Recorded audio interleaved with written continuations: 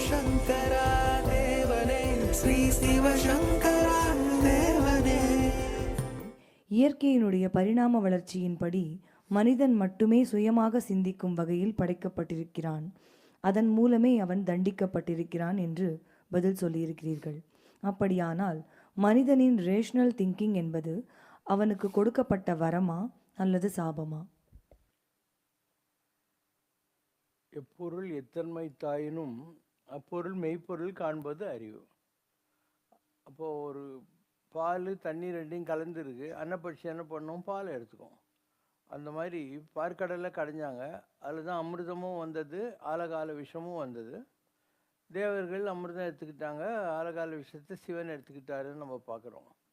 அது மாதிரி இந்த உலகத்தில் இப்போ நான் பேசின்னு இருக்கிற மைக் இருக்குது, இதுலேயும் பாசிட்டிவ் இருக்குது, நெகட்டிவ் இருக்குது. உலகத்தில் ரெண்டும் சேர்ந்து தான் இருக்கும், எப்பயுமே ரெண்டும் சேர்ந்து தான் இருக்கும். அண்டு உங்ககிட்ட அறிவு வடிவாக கடவுள் இருக்கார். அந்த அறிவு வச்சுக்கிட்டு எது நல்லதுங்கிறத நீ தான் தேர்ந்தெடுத்துக்கணும். இதிலெல்லாம் கடவுள் இத்தனை கோடி ஜீவராசிகளுக்கும் ஒவ்வொருத்தர் மைண்ட்லேயும் போய் இது ரைட்டு ராங்குன்னு சொல்லியெல்லாம் ஒன்றும் கைட் பண்ணிக்கிட்டு இருக்க மாட்டார். அறிவு வடிவம் ஆண்டவன் இருக்கார், அன்பு வடிவம் ஆண்டவன் இருக்கான். அந்த அறிவு அன்பு இந்த ரெண்டையும் யூஸ் பண்ணி, ஒன்று எமோஷ்னல் ஒன்று ரேஷ்னல்.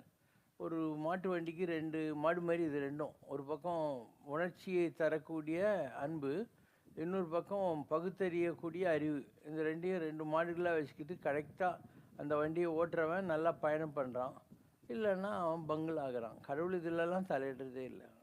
உங்களுடைய இதுதான், நீங்கள் தான் அதை டிசைட் பண்ணுறீங்க. ஆனால் அதை டிசைட் பண்ணுற அறிவாக உங்ககிட்ட இருக்கிறது கடவுள். உலகத்தில் இருக்கிற எல்லா அறிவும் சேர்ந்தது எதுவோ அதுக்கு ஒரு பேர் இருக்குது, அதுக்கு பேர் வாலறிவு. இப்போ கற்றதனால் ஆய பயன் என்கொல் வாலறிவன் நற்றால் தொழாரினின்னு திருவள்ளுவர் சொல்கிறதுக்கு அதுதான் காரணம். எல்லாத்துக்கும் மேலான இல்லை some total of all the knowledge on the earth is called வாலறிவு. அது கடவுள்து. அதனுடைய கோடி சூரிய பிரகாசத்தில் ஒரு கிரணம் மாதிரி தான் நம்மெல்லாம் இருக்கோம். அண்டு நம்முடைய அறிவை வச்சு நாம் தான் வாழ கற்றோம். வெளிநாட்டு பயணத்திற்காக நாம் ஃபாரின் எக்ஸ்சேஞ்ச் வாங்கி கொள்ளுகிற மாதிரி நீ செய்கிற பூஜை பக்தி எல்லாம் உனது விண்ணுலக யாத்திரைக்கான கட்டுச்சோறு என்றும் அது அந்த யாத்திரைக்கு தேவைப்படும் அருளை உனக்கு தந்துவிடும் என்றும் தாங்கள் கூறியிருக்கிறீர்கள். அப்படியானால் பூஜை புனஸ்காரம் எதுவுமே செய்யாமல் அருளை கொஞ்சம் கூட இந்த உலக வாழ்வில் சம்பாதித்து கொள்ளாத ஒரு மனிதனின் ஆத்மா பித்ருக்கள் உலகம் சென்றடைவதில் பல சிரமங்களை எதிர்கொள்ள வேண்டி வருமா? பித்ருக்கள் உலகத்துக்கு போகிறதுக்கு பெரிய ப்ராப்ளம் எல்லாம் கிடையாது. அது ஏர்போர்ட்டில் இருக்கிற டிரான்சிட் லவுஞ்ச் மாதிரி. நீங்கள் ஒரு ஊருக்கு போகிறேன்னா டிரான்சிட் லவுஞ்சுன்னு ஒன்று இருக்கும். இப்போ எமிரேட்ஸ் ஃப்ளைட்டில் ஏறினா எல்லா ஃப்ளைட்டும் துபாய் போயிட்டு தான் போகும்.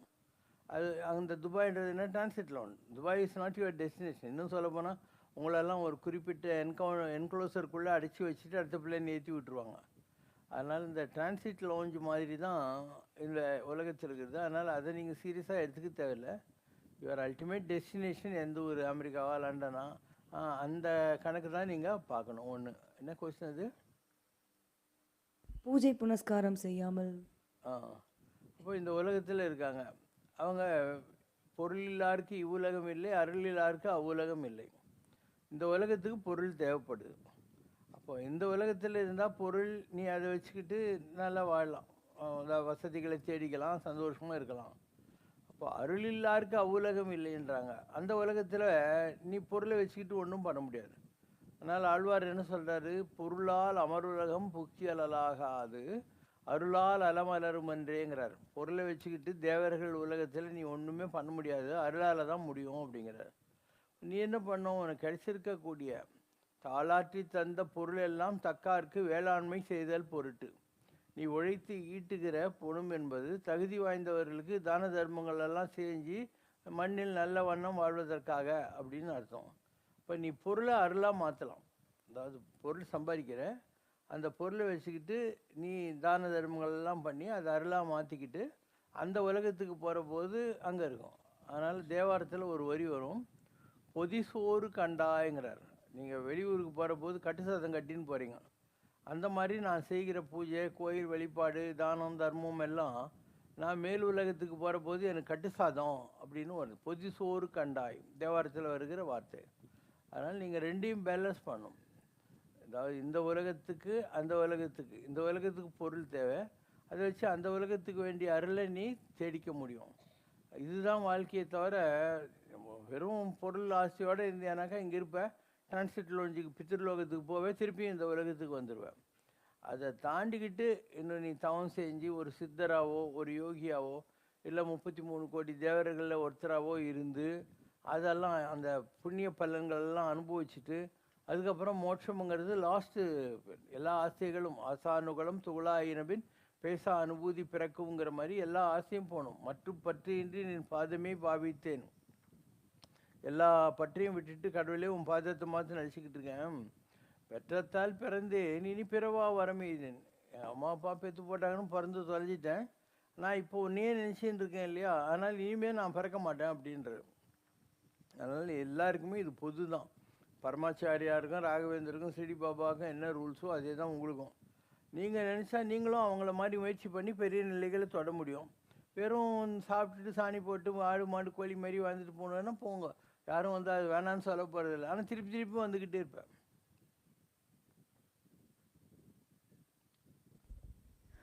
ஸ்ரீராமர் வாழ்ந்த காலத்தில் மக்கள் யாரும் அவரை தெய்வம் என்று ஏற்றுக்கொள்ளவில்லை.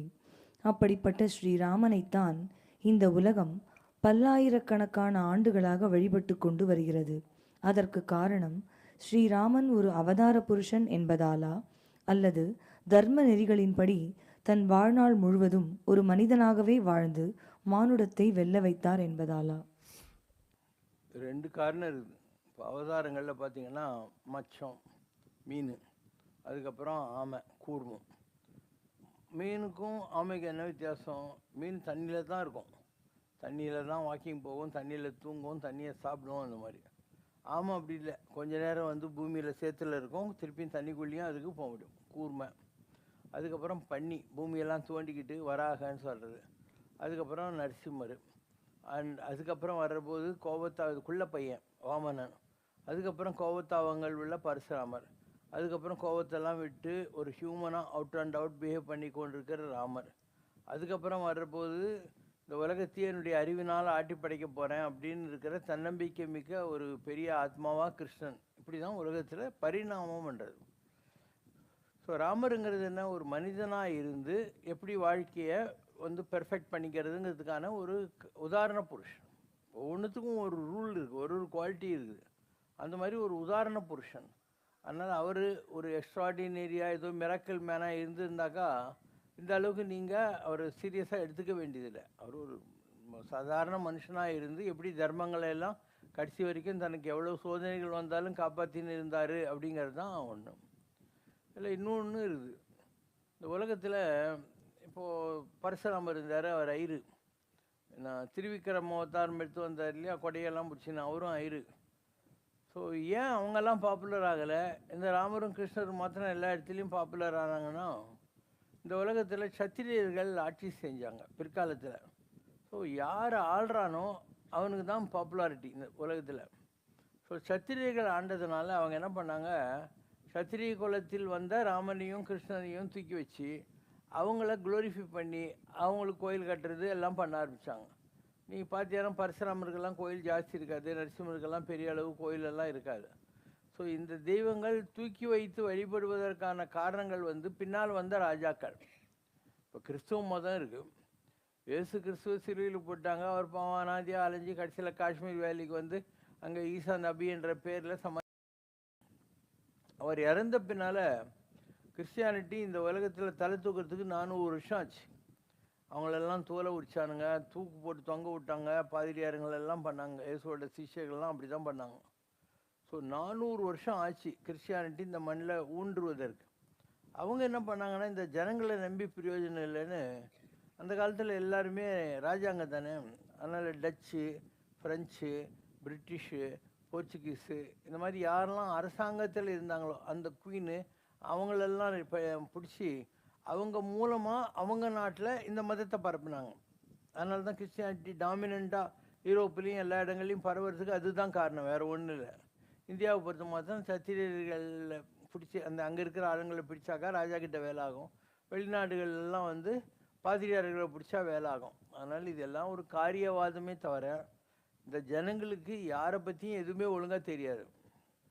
ஜனங்க இருக்கிறாங்க இல்லையா, இவங்களுக்கு யாரை பற்றியும் ஒன்றுமே தெரியாது.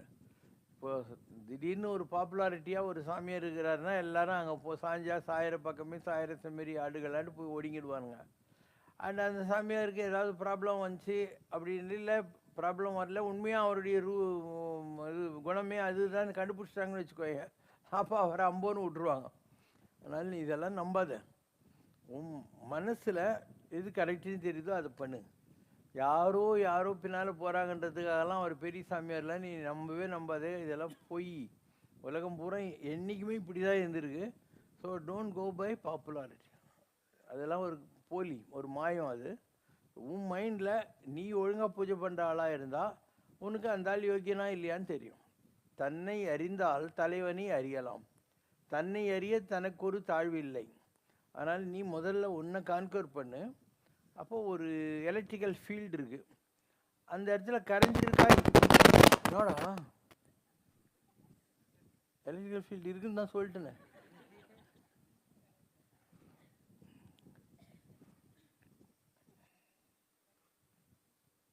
ஸோ அந்த எலக்ட்ரிக்கல் ஃபீல்டு இருக்கா இல்லையான்றது எப்படி கண்டுபிடிப்பேன்? அம்மீட்டர்னு ஒன்று இருக்குது. அந்த அம்மீட்டரு முள் எப்படி ஆடுதோ அதை வச்சு கரண்ட்டோடைய பவர் தெரிஞ்சுக்கலாம், வோல்டேஜ் தெரிஞ்சுக்கலாம். அந்த மாதிரி உங்ககிட்ட பவர் இருந்தால் நீ தான் அம்மீட்ரு. ஒரு சாமியார்கிட்ட நீ போய் கண்ணமுன்னு உக்காடுற போது உன் உடம்புல சில பாசிட்டிவ் வைப்ரேஷன்ஸ் வரும். அதை வச்சு நீ கண்டுபிடி அந்த ஆள்கிட்ட பவர் இருக்குதா இல்லையான்னு சொல்லிட்டு. இந்த தாடி குச்சி அவன் கட்டினுக்கிற காவியோட கலரெல்லாம் பார்த்து யாருக்கிட்டையும் போகாத, வேஸ்ட் அதெல்லாம். அதை வச்சு ஏமாறாத. உனக்கு பூஜை பண்ணியிருந்தியானா வைப்ரேஷன் வரும், உன் உடம்புல அதை ஃபீல் பண்ண முடியும். மூச்சு மாறும், உன்னுடைய மூச்சு மாறும், உன்னுடைய வைப்ரேஷன் வச்சு நீ கண்டுபிடிக்கலாம் அந்த ஆளுக்கு சரக்கு இருக்கா இல்லையான்னு. 3 வகையான சித்தர்கள் இருக்கிறார்கள். கர்ம சித்தர்கள், யோக சித்தர்கள், சுத்த தேகம் உள்ளவர்கள் கர்ம சித்தர்கள், பிரணவ தேகம் உள்ளவர்கள் யோக சித்தர்கள், ஞான தேகம் உள்ளவர்களை ஞான சித்தர் என்று சொல்லப்படுகின்றனர். கர்ம சித்தர்களுக்கும் யோக சித்தர்களுக்கும் மரணம் வரும், மீண்டும் பிறப்பு உண்டு. ஞான சித்தர்களுக்கு மரணமும் இல்லை, பிறப்பும் இல்லை. 18 சித்தர்களில் ஞான சித்தர்களும் உள்ளனரா? இந்த சித்தர்கள்ன்றது நீ ஒரு காமனாக வச்சுக்கோ. சித்தத்தை சிவன்பால் வைத்தவர்கள் யாரோ அவங்க தான் சித்தர்கள். சித்தருக்கு ஈக்குவலான டெஃபனிஷன் வந்து சித்தத்தை சிவன்பால் வைத்தவர்கள். சித்தம்னா என்ன? மைண்டு. ஸோ இவங்க மைண்டை டோட்டலாக கடவுள்கிட்ட யார் ஃபோக்கஸ் பண்ணாங்களோ அவங்க தான் சித்தர்கள். இதில் இவங்க கேட்குற இதெல்லாம் இருக்கு இல்லையா, அதெல்லாம் வந்து சரியை கிரியை யோகம் ஞானம்னு சொல்கிறீங்க இல்லையா, அதனுடைய பகுப்பால் ஐடென்டிஃபை ஆகிற ஒரு டிவிஷன். அப்போ ஞானம்ங்கிறது என்ன? தன்னை அறிய தனக்கு ஒரு தாழ்வு இல்லை, தன்னை அறிந்தவன் தன்னைத்தானே அர்ச்சிக்கின்றான் மாதிரி தான் கடவுள்னு தெரிஞ்சுக்கிட்டு புற வெளிப்பாடுகள் எல்லாம் விட்டுட்டு நட்ட கல்லு பேசுமோ நாதன் உள்ளூர் கையில் சுட்ட சட்டி சட்டுவோம் கரிச்சு வேறுமோன் அவனுக்குள்ளேயே அவன் ஜோதியை நற்றவத்தவர் உள்ளிருந்துவங்க நமச்சிவாயத்தை பிடிச்சிக்கிறான் இல்லையா, அவன் ஞான சித்தர். மற்றபடி இந்த சடங்கு சம்பிரதாயத்தை இதெல்லாம் மாட்டிக்கிட்டு சரியை கிரியை சரீரத்தினால் செய்கிற பூஜை இல்லை தகுடு கீடுலாம் வச்சுக்கிட்டு சில சாண்டிங் எல்லாம் பண்ணுறது, இந்த மாதிரி வழிமுறைகளை இருக்கிற சித்தர்கள். இதுதான் அவங்க கேள்வியில் இருக்கிற விஷயம். அதனால் சித்தர் சிவங்கிட்ட இருந்தால் போகிறோம், மற்றதெல்லாம் சடங்குகள் தான். அண்டு பொதுவாக இந்த சரியை கிரியில் இருக்கிறவன் இன்னும் உருப்படலைன்னு அர்த்தம், இப்போ தான் ட்ரை பண்ணிக்கிட்டு இருக்கிறான்னு அர்த்தம். கோயில் சிலைக்கு கற்பூரம் காட்டின்னு மணி அடிச்சுன்னு உட்காந்துருக்குது, இல்லை தகுடு வச்சுக்கிட்டு மந்திரம் சாண்டிங் பண்ணுறதெல்லாம் இப்போ தான் ட்ரை பண்ணிக்கிட்டு இருக்குன்னு அர்த்தம். ஒரு ஞானம் வந்துட்டாக்கா அவன் சாதாரணமாக இருப்பான், அவனுக்கு கடவுளே தேவைப்படாது. நீ கடவுள்கிட்டே எதை கேட்பியோ அது அவங்ககிட்டயே போய் கேட்கலாம், அவன் நினச்சான்னா உனக்கு அது நடந்துடும். அதான் ஞானம்னு சொல்லக்கூடியது. இப்போ ஞானம் குத ஆதிசங்கரர் கேள்வி கேட்குறாரு. அதுக்கு பதில் என்ன? சிவாய தேவை. யார் சிவனுடைய நிலையை அடைஞ்சாங்களோ அவங்க தான் ஞானிங்க. ஞான பூதரத்து உச்சியில் அப்படின்னு அருணகிரிநாதர் முருகன் பற்றி சொல்கிறார். ஞானத்துக்கு ஒரு மலை இருந்து அது உச்சி மேலே யாருன்னா உட்காந்துருந்தா அதுதான் முருகன்னு அர்த்தம். அதனால் ஞானம் என்பது என்ன? சிவனாகிறது. சிவனாகணும்னா என்ன பண்ணோம்? அன்பே சிவமாவது அறிகிறார், அன்பே சிவமாவது அறிந்த பின் அன்பே சிவமாய் அமர்ந்திருந்தார். இப்போ லவ் பெர்சானிஃபைட், அன்புல பெரிய நிலைகளை யார் தொட்டாங்களோ அவங்க தான் வந்து அந்த உயரங்களை புரிந்து கொண்டவர்கள் அடைந்தவர்கள்னு அர்த்தம். ஒரு மாங்கொட்டைக்குது, அதை துப்புற, அதுலேருந்து ஒரு மாஞ்செடி வந்து அதில் 100கணக்கான மாம்பழம் வருது. அப்போ அன்பு என்பது மாமரம். அதில் அருள் பழுத்த கனியேன்னு சொல்கிற மாதிரி அந்த அன்பாக இருந்து வந்த மாமரத்திலிருந்து நிறைய பேருக்கு நிறைய மாம்பழம் கிடைக்கிற மாதிரி எல்லாருக்கும் அன்பு செலுத்துக்கிற மாதிரி ஒரு நிலை வந்தால் அதுதான் அருள். அப்போ நீ உன் குடும்பத்தில் இருந்து கொஞ்சம் 4 பேரை லவ் பண்ணுறது இருக்கு இல்லையா, அதுக்கு அன்புன்னு பேர். ஒரு ஆள் எல்லாத்தையும் விட்டு சாமி ஆகி 4000 பேருக்கு நல்லது பண்ணுறான்னா அவன் அருளில் இருக்கான்னு அர்த்தம். இதுக்கு அதுக்கும் பெரிய வித்தியாசமே இல்லை. This becomes that. ஒரு மாங்கொட்டையிலேருந்து மாமரம் வந்து மாமரத்துலேருந்து மாம்பழங்கள் வர்ற மாதிரி அவங்க ஆயிடுறாங்க. அதுதான் அருள்னு சொல்லக்கூடியது. எல்லாராலையும் எல்லாரையும் லவ் பண்ணிட முடியுமா? நீயே சொல்லு. ஒரு குரூப் ஃபோட்டோ எடுக்கிறாங்க, அது உங்கள் கையில் கொடுத்த உடனே முதல்ல நீ இருக்கிறியான்னு பார்த்துக்கோ. அதில் ஒரு ஸ்கூல் குரூப் ஃபோட்டோ இல்லை ஆஃபீஸ் குரூப் ஃபோட்டோ இருந்தால் கூட முதல்ல உன் ஃபோட்டோ நல்லா இருக்குதான்னு பார்த்துக்கோ நீ. அதுக்கப்புறம் தான் உன் ஃப்ரெண்டு யாருன்னா இருக்கிறாங்களான்றெல்லாம் பார்க்க ஆரம்பிப்பேன். அதனால் உலகம் பொதுவாகவே சுயநலம் சார்ந்த விஷயம். ஒரு ஆள் அவன் மனைவியோ இல்லை மனைவி ஒரு ஹஸ்பண்டையோ லவ் பண்ணுறாங்க, இல்லை ஒரு அப்பா அம்மா பிள்ளைங்களையோ பொண்ணுங்களையோ லவ் பண்ணுறாங்கன்னா எதுக்காக லவ் பண்ணுறாங்க? அவங்க வந்து இவங்களுக்கு பிடிச்ச மாதிரி நடந்துக்கிட்டு இருக்காங்க, இல்லை அவங்களால இவங்களுக்கு ஏதோ நல்லது நடக்குது, அதுதான் லவ். இதெல்லாம் காமர்ஸு. என்ன ஒரு குடும்பத்துலேயும் யாராவது ஒருத்தன் என் ஹஸ்பண்ட் நல்லவர் இல்லை என் ஒய்ஃபு நல்லவன்றாங்கன்னா இவனுக்கு ஏற்ற மாதிரி எல்லாம் செஞ்சுருந்தா நல்லவனுவான். அவளே சீகாலியாக இருந்து படுத்த படிக்க லொக்குன்னு இரும்பி இருந்தா இவன் அவன் பொண்டாட்டி மாதிரி வருங்களாங்க அப்படின்னு சொல்லுவான். அவங்ககிட்ட பேரை பிடிச்சி எப்போ போவான்னு தெரியலன்னுவான். இதெல்லாம் நம்பாதீங்க. எதுவுமே இந்த உலகத்தில் நிஜம் கிடையாது, எல்லாம் பொய்.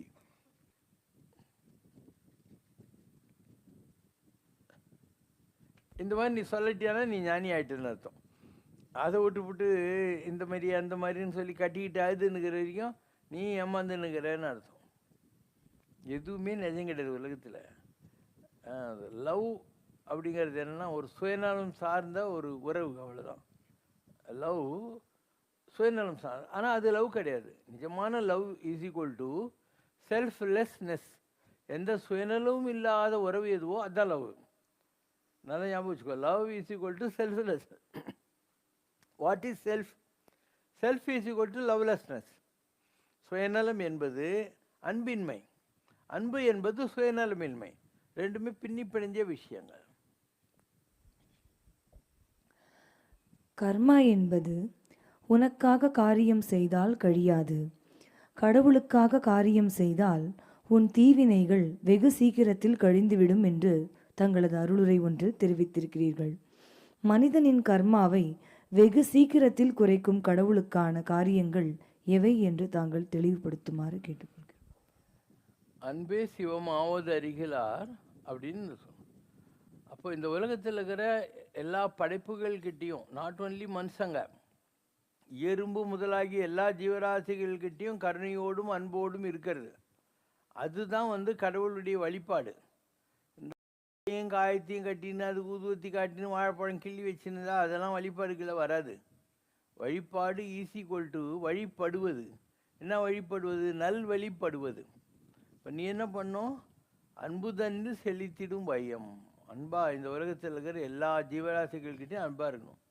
அந்த நிலையை அடைஞ்சானா நீயும் வள்ளலார் தான். வள்ளலார் என்ன சொல்கிறாரு? எல்லா உலகும் என் வசமாயின, எல்லா உயிரும் என் உயிராயின. எல்லாத்துக்குள்ளேயும் நான் தாங்கிறேன். ஏன்னா எல்லாம் கடந்த எண்ணம்பலத்தீசர் எல்லாம் கடந்தும் என்னுள் இருந்தார். நான் எந்த சிவனை எனக்குள்ளே வச்சுன்னுக்கிறனோ அதே சிவன் தான் எல்லார்கிட்டையும் இருக்கார், ஈயரும்பு முதலாகி ஜீவராசிகள்கிட்டையும் இருக்கார் அப்படின்னு தெரிஞ்சுக்கிற ஒரு வித்தை. இது எல்லாருக்கும் வந்துடுமா? எல்லாம் மண்பதை கிறங்கும் தென்புல காவல் என்னுடன் நீங்கினும் நீங்குகன்னு சிலப்பதிகாரத்தில் வருது. ஆரியப்படை கடந்த நெஞ்சு என்கிட்ட உலகத்தில் இருக்கிற எல்லா உயிர்களுக்கும் இரக்கம் செய்கிற இந்த மதுரையினுடைய பொறுப்பு ராஜா பரிபாலனை என்னை விட்டு போட்டோம் அப்படின்னு சொன்னான் இல்லையா? அந்த மாதிரி இந்த மாதிரி எல்லாராலையும் முடியுமா சொல்லி பார்க்கலாம். அப்போது ஒரு வள்ளலாரோ இல்லை அந்த மாதிரி பெரிய நிலைகளை தொட்டவங்களுக்கு தான். வெறும் மனுஷங்க இல்லை, ஒரு மாயமாக இருந்தாங்க கன்னியாகுமரியில். யாரோ ஒரு லாரிக்காரன் ஒரு நாயை மேலே ஏற்றி அது பஜ்ஜி பஜ்ஜி ஆகிப்போச்சு. இப்போ இவர் என்ன பண்ணுறாரு? இந்த அம்மா தங்கிட்ட இருக்கிற அழுக்கு துணியெல்லாம் எடுத்து அந்த நாயை ஒன்றா சேர்த்து அதை கட்டாக கட்டிட்டு எதிரில் உட்காந்து அழுது ப்ரே பண்ணுது நாய்க்கு உயிர் வரணும்னு. ஒரு 10 நிமிஷம் கழிச்ச உடனே கூழாக போயிருக்கிற நாய் ஒன்றாயி குடுன்னு ஓடி போச்சான். அதுக்கு பேர் தான் வந்து அருளுணர்வுன்றது. ஆதிசங்கர் போயிட்டே இருக்கார். அப்போது ஒரு தவிழூண்டு தண்ணியில் மீன் அடுத்த ஒரு 10 நிமிஷத்தில் சாக போகுது. அந்த அளவுக்கு தண்ணி கம்மியாகுது. இவர் கேட்குறாரு, என் கமண்டலத்தில் ஒரு கமண்டலம் தண்ணி கொடுங்கோன்னு. அவங்க சொன்னாங்க, போ சாமி, நாங்களே குடிக்கிறதுக்கு தண்ணி இல்லாமல் இருக்கோம், நீ போய் மீன்கள்லாம் தண்ணி கேட்டுங்கிறேன். எங்கேப்பா தண்ணி இருக்கும்ன்ட்டு அவங்க சொல்கிறாங்க. சரி, நீ நடந்து போய் அங்கேருந்து தண்ணி கொண்டாந்து அந்த தவிச்சிட்டு இருக்கிற மீன்கள்லாம் கொஞ்சம் ஊற்றுறாரு. அப்போ அந்த மீனுங்க அப்படியே துள்ளி குச்சி சந்தோஷப்பட்ட உடனே ஆகாசத்தில் இடிச்சு அப்படியே ஜோன்னு மழை பெஞ்சிருச்சான். அப்போது எவ்வளோ, அதாவது இந்த உலகத்தில் இருக்கிற எல்லா ஜீவராசிகளுக்கும் ஏதோ ஒரு லிங்க் இருக்கா இல்லையா? இல்லைன்னா மீன் சந்தோஷப்பட்ட உடனே எப்படி இடிச்சு மழை பெய்யுது இல்லையா? நீ மச்சாவதாரம் கதையை படிச்சுன்னு இருப்ப, ஒரு மீனை பார்க்குற போது ஓ இது கூட பெருமளாக இருக்குமான்ற எண்ணம் உனக்கு தோன்றது இல்லைல்ல. அப்படின்னாக்க எதுக்கு அவன் மீனை முள்ளெல்லாம் எடுத்துகிட்டு நல்லா சாப்பிட்டுக்கிறான் மசாலா போட்டு.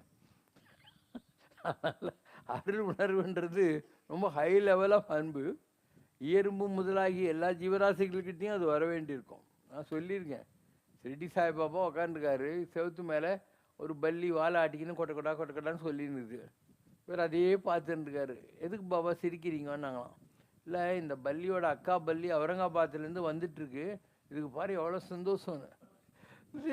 ஒரு ஹஸ்பண்ட் ஒய்ஃப் வர்றாங்க, அவங்க ஹோல்டால்னு ஒன்று இருக்கு அந்த காலத்தில். அதுலேருந்து அப்படியே ஒரு பல்லி இந்த பல்லிக்கிட்ட போய் உட்காந்து ரெண்டும் பேசிக்குதுங்க. அப்போ இவர் கேட்குறாரு, நீங்கள் எங்கேருந்து வர்றீங்கன்னு. அவங்க சொல்கிறாங்க, அவுரங்காபாத்லேருந்து வர்றோன்னு. அப்போ அவுரங்காபாத்தில் இருக்கிற பல்லிக்கும் சாய்பாபா கிட்ட சிரிக்கிற பல்லிக்கும் கனெக்ஷன் இருக்குது எமோஷ்னலாக. நல்லா யோசனை பண்ணிப்பார். அது வரும்னு தெரிஞ்சு இது சந்தோஷப்பட்டுட்டு இருக்குது. இந்த அளவுக்கு யாரால் சொல்ல முடியும்? நீ ஒரு சிரிடி பாபா தானே தான் உனக்கு தெரியும். இல்லைன்னா ஒன்றை பொறுத்த மாத்திரம் ஒரு பல்லி தான் இல்லையா? மரங்களுக்கு இருக்குது ஒரு கிரையோஃபோனிக் கேமரான்னு ஏதோ கண்டுபிடிச்சி ஜெகதீஷ் சந்திர போஸுங்கிறவர் தாவரங்களுக்கெல்லாம் உயிர் இருக்குதுன்னு கண்டுபிடிச்சி அதுக்காக தானே அவருக்கு ப்ரைஸ் எல்லாம் கொடுத்தாங்க இல்லையா? இது எப்பயோ அமேசான் காட்டில் இருக்கிறவரும் தெரிஞ்சுக்குது. அமேசான் காட்டுக்கு நான் கூட போய்க்கிறேன். ஸோ அந்த காட்டில் ட்ரைபல்ஸ் இருக்கிறாங்க இல்லையா, வனவாசிகள், அவங்க ஒரு மரத்துக்கிட்ட அந்த மரத்தை கட்டிக்கிட்டு மைண்டில் நினைப்பாங்களாம், மாமா நான் கோழி குழம்பு வச்சுருக்கேன் வந்துடுன்ட்டு. அது அந்த சைடில் இருக்கிறவனுக்கு அந்த மரம் கம்யூனிகேட் பண்ணுமா, அவன் கரெக்டாக வீட்டுக்கு வந்துடுவான், நம்ம அம்மா கூப்பிட்டான்ட்டு. இப்படிலாம் இருந்ததுன்னா நீ நம்புறியா? இந்த உலகத்தில் எல்லா ஜீவராசிகளுக்குள்ளேயும் கடவுள் தான் இருக்கான். எக்ஸ்ப்ரெஸ் பண்ணுறதுக்கு ஒரு வழி இருக்குது. இப்போ நீங்கள்லாம் வாய் திறந்து சொல்லிடுறீங்க. இப்போ ஒரு பூகம்பம் வருதுன்னா பூமிக்கு அடியில் இருக்கிற எலி இந்த மாதிரி சில ஜந்துக்கள் இருக்குது இல்லையா, அதுக்கு ராணி எலி இல்லை ராணி அந்த மாதிரி ஒன்று இருக்குமா. அது அந்த பொந்தை விட்டு வெளியே இப்படி அப்படி பார்த்துட்டு ஒரு சத்தம் கொடுக்குமா, ஆனால் பூகம்பம் வரப்போகுது எல்லாம் பத்திரமாயிடுங்கன்னு. ஆனால் ஒரு கடவுளுடைய விஷயத்தை வெளிப்படுத்தின பாவத்துக்கு அது செத்துருமா. இப்படியெல்லாம் இருக்குது இயற்கையில் இல்லையா? இயற்கை ரொம்ப அற்புதமான விஷயம். நாம் நம்மளே ஒழுங்காக பார்த்துக்கிறது இல்லை. இன்னும் இயற்கையை பார்த்து எவ்வளோ விஷயங்குது கற்றுக்கிறதுக்கு. இதெல்லாம் யார் கற்றுக்க போகிறாருங்க? இயற்கையில் நிறைய விஷயங்குது, அதை பார்த்து நம்ம கற்றுக்கிறதுக்கெல்லாம் நிறைய விஷயங்குது. நமக்கு இன்னும் புரியல. இப்போ ஒரு சாதாரண பல்லிக்குது, அந்த வாழ்க்கையில் துடிக்கிறத பார்த்த உடனே நீ பல்லி செத்துச்சுன்னு நினச்சிக்கிற. அப்படி இல்லை, அது கடவுள் ஒரு அறிவு கொடுத்துக்கிறாரு. ஏதாவது ஆபத்து வருதுன்னாக்கா வாழை கீழே போட்டு அது துடிச்சுன்னு இருக்கும் வாழை, நீ பல்லி செத்துச்சுன்னு நினச்சிக்கோ, அதை தப்பிச்சுக்கும். இந்த மாதிரி இது ஓனாங்குது. அது எந்த மரத்து மேலே உட்காரதோ அந்த மரத்தினுடைய கலருக்கு பிக்மெண்டேஷன் வச்சுருக்காரு கடவுள் உடம்புல, கெமலியானுன்னுவாங்க. அப்போ அந்த கலரில் இருக்கிற போது உனக்கு அது பச்சை கலரில் மாதிரி இருக்கிற போது அங்கே ஓனாங்கிறது உனக்கு கண்ணுக்கு தெரியாது. இப்படி 1000 விஷயங்கள் இருக்குது இயற்கையில். இதெல்லாம் யாரும் பார்க்கறது இல்லை. யாரோ சில விஞ்ஞானிகள் பார்க்குறாங்க, அவங்க கூட எல்லாத்தையுமா பார்த்துடுறாங்க. ஏதோ 1-2 விஷயத்தை கண்டுபிடிச்சி அவங்க நோட்ஸ் போட்டுறாங்க. இல்லைன்னா உலகத்தில் இருக்கிற எல்லா விஷயத்தையும் நம்மளால் புரிஞ்சிக்கவே முடியாது. அதனால் unless you take this as a full time, அப்போ கூட முடியாது. உலகத்தில் எவ்வளோ காடு, எவ்வளோ மலை, எத்தனை விதமான ஜந்துக்கள் இல்லையா? ஒரு காலத்தில் இந்தியாவில் சொல்லியிருந்தாங்க 84 லட்சம் பிறவி இருக்குதுன்னு சொல்லிகிட்டு இருந்தாங்க. எல்லோரும் சிரித்தாங்க. நாங்கள்லாம் எவ்வளோ பெரிய விஞ்ஞானிங்க, 84 லட்சம் ஸ்பெசிமென்ஸே இருக்கிறதுக்கு வாய்ப்பு இல்லைன்னாங்க. இப்போ நாகரிகம் வளர வளர வளர விஞ்ஞானம் ஆல்மோஸ்ட் 84 லட்சம் இருக்குதுன்றதை ஒத்துக்கிட்டானுங்க.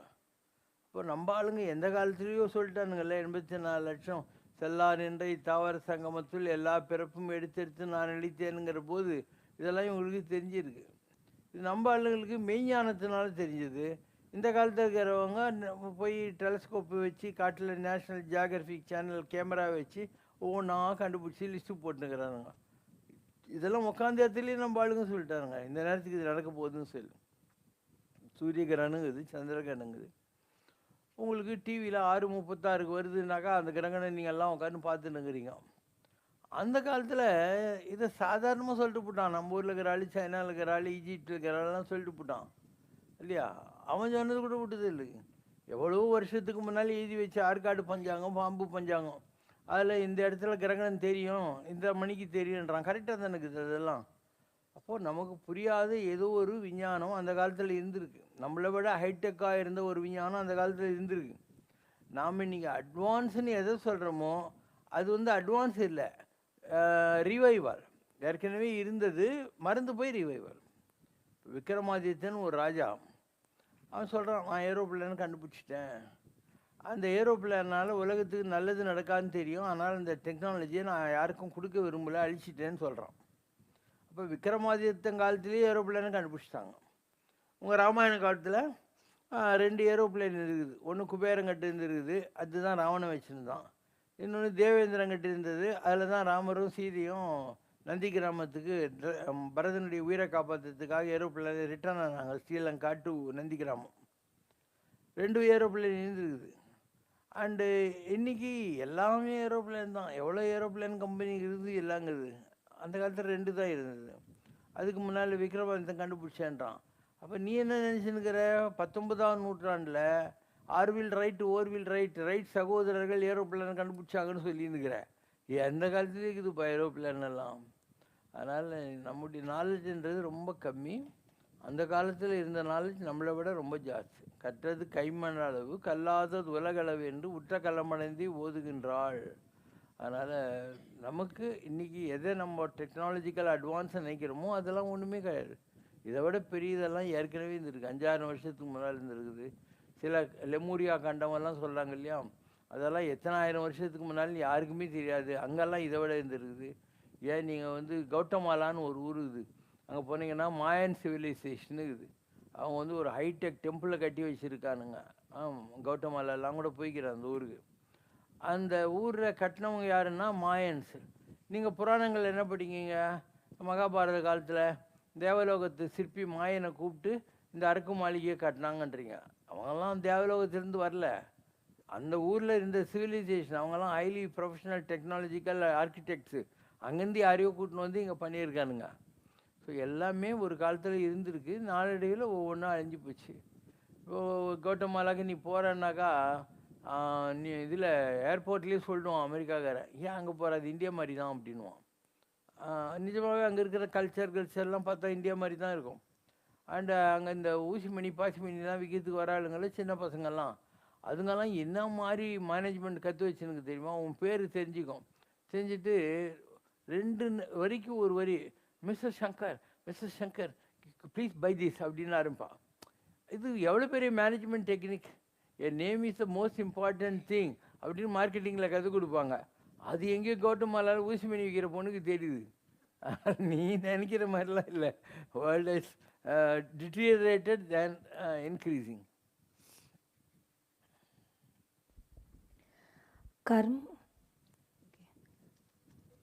தாய் தந்தையர்களின் பாவ புண்ணியங்கள் அவர்களின் ஆண் வாரிசுகளை மட்டும்தான் பாதிக்கும் அல்லது சென்றடையும் என்று சொல்லப்படுகிறது. பெண் வாரிசுகளை அந்த பாவ புண்ணியங்கள் பாதிக்காதா? அப்பா அம்மா கூட இருந்தால் பாதிக்கும். அவங்க வேற ஒரு கல்யாணம் ஆகி போய் கன்னிகா தானம் கொடுத்துட்ற போது அவங்க இன்னொரு கோத்திரம், இன்னொரு குலத்துக்கு சொந்தக்காரங்க ஆயிடுறாங்க. அதனால் இது புரிஞ்சாக்கா இந்த கேள்விக்கு பதில் கிடச்சிடும். If they are continuing in the same family, அது 7 பிறவிக்கு வருது அந்த கர்மா. அவங்க இன்னொரு ஃபேமிலிக்கு போயிடுறாங்க, தானம் கொடுக்குறது இல்லையா, அப்போ அந்த இது முடிஞ்சு போச்சுன்னு அர்த்தம். அவங்க அந்த குடும்பத்துக்கு என்ன உண்டோ அதை அனுபவிக்க ஆரம்பிச்சிடுவாங்க. இந்த குடும்பத்தினுடைய கர்மா தீந்துடும். சிவசங்கர் பாபாவை பொறுத்தவரை அவர் ஆன்மீகத்தில் 8வது நிலையில் இருக்கிறார். இந்த பூமி பிரபஞ்சத்தை பொறுத்த மாத்திரம் 7 திரை வரைதான் எந்த மகானாலும் போக முடியும். எண் குணத்தான் என்ற நிலையில் அவர் இருக்கிறார். அதே மாதிரி தேவதா நிலைகள் என்ற படிநிலையில் அவர் 18வது நிலையில் இருக்கிறார். அதில் உள்ள 21 நிலைகளில் கடைசி 3 நிலைகளை அடையும் முயற்சியில் தற்போது ஈடுபட்டிருக்கிறார் என்று தங்களது அருளுரை ஒன்று தெரிவித்திருக்கிறீர்கள். இது எங்களை போன்ற சாதாரண அடியவர்களுக்கு புரியாத ஒரு உயர்நிலை ஆன்மீகமாக இருப்பதால் அதனை தெளிவுபடுத்துமாறு கேட்டுக்கொள்கிறேன். ஒரு எல்கேஜி குழந்தைகிட்ட போய் நீ நேனோ டெக்னாலஜி பற்றி கேட்டால் ஏதாவது சொல்ல முடியுமா? அது மாதிரி இதெல்லாம் சுய அனுபவங்கள். அதாவது வாசித்து காணணும்னாதது இதெல்லாம் எக்ஸ்பிளைன் பண்ணுற விஷயங்கள் இல்லை, எக்ஸ்பீரியன்ஸ் ஆகிற விஷயங்கள். அப்போ நமக்கு நீங்கள்லாம் முருகர்னாக்கா 6 தலை அப்படிங்கிறீங்க. 6 தலையெல்லாம் கிடையாது. அது நமக்கு 6 சக்கரங்கள் இருக்குது. அந்த 6 சக்கரங்களை தான் ஆராதாரங்கள்னு சொல்கிறது. ஸோ 6 வந்து முருகர்ன்றது. 7வது வர்றபோது அதுதான் ஏழுமலையான்னு சொல்கிறது. நீங்கள் வந்து ஆளுங்களோட கம்பேர் பண்ணி ஏமாந்து போயிருக்கீங்க, அப்படிலாம் இல்லை. அதே மாதிரி தசகண்ட ராவணன்னா 10 தலையை வச்சுக்கின்னுட்டு இருப்பான் ராவணன், நீங்கள் தப்பாக நினச்சின்னுக்கிறீங்க. ஒரு தலையை வச்சாவே ஆடின்னு இருக்குது. 10 தலையை வச்சுன்னு இருந்தாக்கா பின்னால் 10 பேரை பிடிச்சின்னு இருப்பாங்க. அதெல்லாம் அது என்ன, ஆன்மீகத்தில் தசமகாவித்யன்னு ஒன்று இருக்குது. அந்த தசமகாவித்யை யார் படித்தானோ அவன் தான் அந்த தசகண்ட ராவணன். 10 விதமான ஸ்பிரிச்சுவல் ப்ராக்டிசஸ் எல்லாம் அவன் பண்ணியிருக்கான்னு அர்த்தம். இப்போது ஒரு பிரம்மாவுக்கு 4 தலைன்றோம். எப்படி இந்த உலகத்தில் 4 திசை, அதுதான் 4 தலைன்றது. இப்படி நீங்கள் எதையெல்லாம் இந்த புராணிக்காக ஆன்மீகமாக நினச்சிட்டீங்களோ அது எல்லாமே வந்து பெரிய தத்துவமான விஞ்ஞான உண்மைகள், பயாலஜி அந்த மாதிரி. நமக்கு அந்த கதைங்களை கேட்டு போயிட்டு ஒரு விசித்திரமான கற்பனை வச்சுக்கிட்டு இந்த சினிமா ட்ராமாலேயும் அந்த மாதிரிலாம் கட் அவுட் போட்டு 10 தலையெல்லாம் காட்டி 4 தலையெல்லாம் போட்டுட்டு உங்களை சொதப்பிட்டாங்க. அதனால் முருகனுக்கு 6 தலைன்னாக்கா ஆராதாரத்தில் இருக்கிறன்னு அர்த்தம். 7 மலைன்னு சொன்னாக்கா இந்த இடம் வர்றது. 7 திரைக்கு பின்னால் நான் கண்ட அதிசயம் என்னென்று சொல்வேனடி அப்படின்னு சொல்கிறது. இது வரைக்கும் 6, இந்த இடம் தெரிஞ்சிக்கிச்சுன்னா 7. இந்த இடத்துலேருந்து ஆகாசத்துக்கு சொந்தமாக நமக்கு ஒரு சேட்டலைட் டவர் போகுது. அப்போ நமக்கு ஆகாசத்தில் இருக்கிற விஷயங்கள்லாம் தெரிய வரும். அவங்களும் நமக்கு சொல்லுவாங்க, நம்மளும் அவங்கக்கிட்ட ஏதாவது கேட்டுக்கலாம். இது எல்லாம் வந்து நீ நினைக்கிற மாதிரி ஏதோ ஏணி வச்சு ஏரோப்ளேனில் போகிறதெல்லாம் கிடையாது. மைண்டில் சாதிக்கிற விஷயங்கள். இப்போ நான் இவ்வளோ சாமிங்களெல்லாம் உங்களுக்கு காட்டியிருக்கேன். எப்படி காட்டுறேன்? நான் எதை மைண்டில் பார்க்குறனோ அதை இந்த கேமராவில் காட்டுறேன். அதுதான் நீங்கள் பார்க்க அங்கே ஃபுல்லாக சிவரெல்லாம் போட்டு வச்சுருக்கிறோம் இல்லையா, அதெல்லாம் அப்படி வர்றது தான். நான் வந்து உங்கள்கிட்ட வரைஞ்சி காட்டுறது இல்லை, ஃபோட்டோ காட்டுறது கிடையாது. என் மைண்டில் நான் பார்க்குறது தான் கேமராவில் காட்டுறேன். இதெல்லாம் ஜனங்களுக்கு புரியுதா? நான் எல்லா கடவுளையும் காட்டிட்டேன். எத்தனை பேருக்கு இதெல்லாம் புரியுது? நீயே சொல்லி பார்க்கலாம். நானே அந்த படத்தெல்லாம் பார்த்து இது பாரு அது பாருனா கூட அவங்களுக்கு அதில் இன்ட்ரெஸ்டே இருக்கிறதில்ல.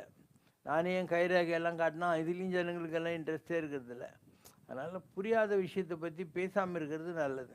எவ்வளோக்கு எவ்வளோ ஒரு ஹையான விஷயங்களை பேசுகிறியோ அது அவங்களுக்கு ஒன்றும் புரிய போகிறதில்ல. ஏன்னா அவங்களுக்கு கட்டாயம் புரிய போகிறதில்ல, ஏன்னா ரொம்ப பெரிய சப்ஜெக்ட் இது.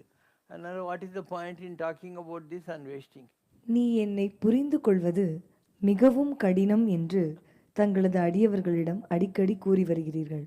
கிருஷ்ண பரமாத்மா கூட கீதையில் not all can understand me என்றுதான் கூறியிருக்கிறார். அப்படியானால் ஒரு சிலராவது அவரை எப்போதாவது புரிந்து கொள்ள முடியும் என்றுதானே அர்த்தம். கிருஷ்ண பரமாத்மா சொன்னது போல் தங்களின் அடியவர்களில் ஒரு சிலராவது எப்போதாவது தங்களை புரிந்து கொள்ள வாய்ப்பு இருக்கிறதா? எதுக்களாலும் எடுத்த மொழியாலும் சோதிக்க வேண்டாம் அப்படின்னு அர்த்தம். ஸோ எல்லாராலையும் இதெல்லாம் புரிஞ்சிக்க முடியுமா? ஒரு ஹை லெவல் ஆன்மீகங்கிறது உனக்கு தெரியணும். உனக்கு முதல்ல நீ யாருன்னு தெரிஞ்சுக்கணும். ஏதோ ஒரு குறிப்பிட்ட அளவுக்காவது ஒரு எல்கேஜி குழந்தைகிட்ட போய் நான் பயோடெக்னாலஜி நானோ டெக்னாலஜி பேச முடியாது. நீ ஒரு எம்எஸ்சி படிச்சிருந்தியானாக்கா ஓரளவு உனக்கு புரியறதுக்கு வாய்ப்பு இருக்குது. அப்போ ஆன்மீகத்தில் நான் ஒரு உயர்ந்த நிலைகளை பற்றி நாம் பேசுகிற போது ஒரு படிநிலை ஏதோ 20%, 30%, 50%, 60% இருக்கிறவங்களுக்கு அந்த அளவுக்கு ஹை டெக்னிக்கல் நாலெட்ஜோ இல்லை இன்டெப்த் ஸ்பிரிச்சுவல் நாலெட்ஜோ வர்றதுக்கான வாய்ப்புகள் இல்லை. அப்போது the taste of the pudding lies in eating இட்னுவாங்க. ஒரு பதார்த்தம் எப்படிங்கிறது சாப்பிட்டு பார்த்தா தான் தெரியும். சாப்பிடாதவங்க கிட்ட போய் வத்த குழம்பு இப்படி இருக்கும் அப்படின்னு சொன்னால் ஏதாவது புரிப்பது அவங்களுக்கு. அதனால் அவங்கவுங்க ட்ரை பண்ணி மேலே வர வேண்டியிருக்கும். என்னுடைய அனுபவத்தில் நான் 37 வருஷமாக ஆன்மீகம் செய்கிறேன். நான் நினைக்கிற உயரங்களை இன்னும் மக்களால் தொட முடியல. அதுக்கு பல காரணங்கள் இருக்குது. ஒன்று, இந்த உயரங்களை தொடரணுன்னா உங்களுக்கு கர்மா இருக்கக்கூடாது. இப்போ எனக்கு தான் கல்யாணம் ஆகி அப்பா அம்மா பொண்டாட்டி பிள்ளை குட்டிங்கெல்லாம் இருந்தாங்க. அவங்களெல்லாம் என்னால் விட முடிஞ்சது. உங்களால் விட முடியுமா? இல்லையா? அற்றது பற்றெனில் எல்லா ஆசையும் போகணும். மற்ற பற்று என்று நின் பாதமே பாவித்தேன் என்ற மாதிரி ஆசானுகளும் துகளாயின பின் தான் பேச அனுபூதி பிறக்கும். அப்போ நீ இந்த உலகத்தை பிடிச்சிக்கிட்டு ஆகாசத்தில் ஏறிடலான்னா பாசிபிள் இல்லை. இந்த உலகத்தை நீ விட வேண்டியிருக்கும். இன்றைக்கி நீங்கள் யாருமே உலகத்தை விடுறதுக்கு ரெடியாக இல்லை. நீங்கள் கோயில் சாமி கும்பிட்றது எல்லாமே கூட இந்த உலகத்தில் எந்த ப்ராப்ளமும் இல்லாமல் அப்படி டைம் ஓட்டிடணுன்றதுக்காக தவிர உங்களுடைய நோக்கம் இன்றைக்கி கடவுள் கிடையாது. கடவுளை பிடிக்கிறது தான் உங்கள் நோக்கம். எந்த ப்ராப்ளமும் வந்துடக்கூடாது, மூக்கில் சளி வரக்கூடாது, உடம்பு நல்லா இருக்கணும், கடன் தொல்லை இருக்கக்கூடாது, யார்கிட்டையும் எந்த பிரச்சனையும் வந்துடக்கூடாது. இதுக்காக தான் நீங்கள் சாமி கும்பிட்றீங்க. அப்போ உங்களுடைய லெவலும் ஒரு பெரிய நிலை, ஞான பூதரத்து உச்சின்னு சொல்லக்கூடிய நிலைக்கு நிறைய வித்தியாசம் இருக்குது. அதனால் நம்ம இந்த சப்ஜெக்டு கம்பேர் பண்ணி பேசுகிறதுக்கு இப்போதைக்கு வாய்ப்புகள் இல்லை. உங்கள் எல்லாருக்கும் ஏதோ ஒரு கமிட்மெண்ட் இருக்குது. அந்த கமிட்மெண்ட்டை நான் உங்கள்கிட்ட சொல்ல முடியாது, இதெல்லாம் விட்டுருன்னு சொல்ல முடியாது. இந்த வெள்ளரி பழம் தானாக தான் காம்பு கண்டு விடும். அந்த மாதிரி உங்களுடைய பந்தங்கள், பாசங்கள், பற்றுக்கள் எல்லாமே தானாக தான் போகுமே தவிர கம்பல் பண்ணி உனக்கு ஞானம் கிடைக்க போகுது அதனால் இதெல்லாம் விட்டுடுன்னு சொன்னால் உன்னால் முடியாது, யாராலையும் முடியாது. இப்போ எவ்வளோ பேர் சாமி ஆகணும்னு ஆசைப்பட்டு ஒரு காவியை கட்டிக்கின்னுட்டு பட்டை மொட்டை கொட்டையெல்லாம் போட்டுன்னு ருத்ராட்சம் 4-5 போட்டுட்டு சாமி ஆகிட்டேன்னு நினச்சிக்கிறான். ஆனால் அவனால் சாமி ஆக முடியுமா? ஏன்னா உள்ளுக்குள்ளுக்கு இது எரிமலை, அது எப்போ வேணாலையும் வெளியே வரலாம். ஒரு மயான வைராகியன்னு பேர்.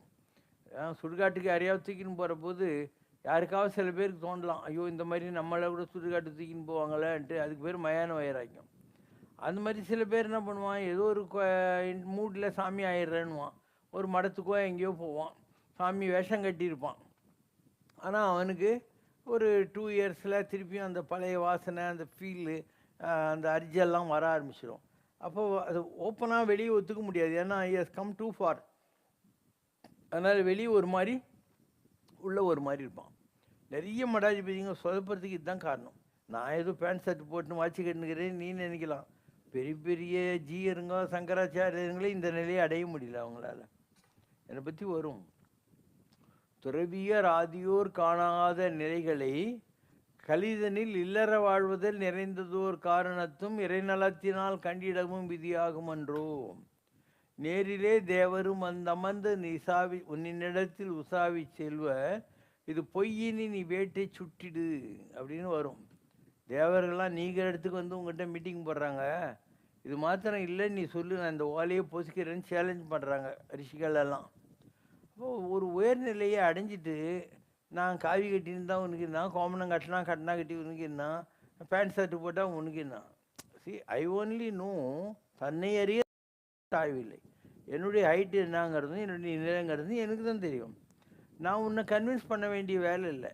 நான் உன்னை எப்போ கன்வின்ஸ் பண்ணோன்னா, நான் என்னுடைய மடத்தை நடத்துறதுக்கோ இல்லை என்னுடைய தனிப்பட்ட வாழ்க்கைக்கோ உன்னை நம்பின்னு இருந்தாக்கா. இப்போ suppose I am depend on your funding for running this organisation, அப்போ எனக்கு உன் தயவு தேவைப்படும். எனக்கு அந்த ப்ராப்ளமே இல்லையே, எனக்கு தான் ₹1 கூட கடனே இல்லைன்ற இல்லையா, எனக்கு யார் தயவுமே தேவையில்லைல்ல. அண்டு எதுவும் என் பேரில் கிடையாது, நான் ட்ரஸ்டி கூட கிடையாது, எதுவும் என் கையெழுத்தே கிடையாது. நான் நினச்சேன் நாளைக்கு காலையில் போயினே இருப்பேன். ஸோ அந்த மாதிரி உன்னால் முடியுமா? Right, last question for the டே.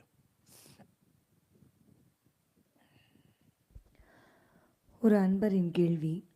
மோகத்தை தியாகம் செய் என்று பகவத்கீதையில் பகவான் கிருஷ்ணர் கூறுகிறார். ஆசைதான் துன்பத்திற்கு காரணம் என்கிறார் புத்தர். மோகத்தை தியாகம் செய் என்றால் என்ன? மோகத்திற்கும் ஆசைக்குமான வேற்றுமையை விளக்குமாறு கேட்டுக்கொள்கிறோம். டிசையர் அண்ட் அட்டாச்மெண்ட்னு புரிஞ்சுக்கினீங்கன்னா உங்களுக்கு ஆசைன்னா டிசையர், மோகம்னா அட்டாச்மெண்ட். அப்போ மோகத்தை கொன்று விடுன்னு பாட்டெல்லாம் பாடிக்கிறார்ல மகாராஜபுரம் சந்தானம். அது என்னன்னாக்கா அந்த அட்டாச்மெண்ட் இருக்குது இல்லையா, அதை விடுறது. இது மேலே மோகம் அப்படின்னா மனைவி மேல் மோகம், பிள்ளைகள் மேல் மோகம் அப்படின்னு சொல்கிறீங்களே அது.